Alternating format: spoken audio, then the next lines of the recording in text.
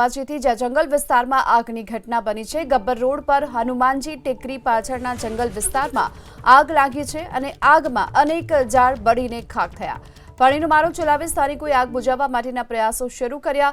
Fire વિભાગની team પણ આગ બુઝાવવા માટે પહોંચી। મહદઅંશે જંગલમાં લાગેલી આગ પર કાબુ મેળવી લેવામાં આવ્યો છે। વધુ વિગતો મેળવીએ સંવાદદાતા રતન આપણી સાથે જોડાયા છે। રતન, અંબાજીમાં જંગલ વિસ્તારમાં જે આગની ઘટના બની છે, શું કારણ છે આગ લાગવા પાછળનું અને આગ બુઝાવવાના કયા પ્રકારના પ્રયાસો?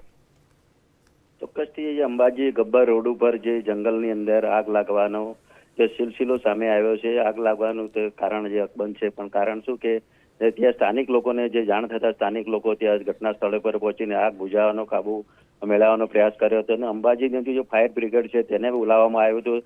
તેને લઈને અત્યારે તો જંગલની અંદર જે આગ લાગી એને જે કાબુ લેવામાં આવ્યો છે। પણ ખાસ મહત્વની વાત કરીએ કે આ ફોરેસ્ટ ડિપાર્ટમેન્ટનો એરિયા લાગે છે, પણ ફોરેસ્ટને જાણ કરવા છતાં ફોરેસ્ટ કોઈ ત્યાં એક પણ અધિકારી પરખ્યો નથી।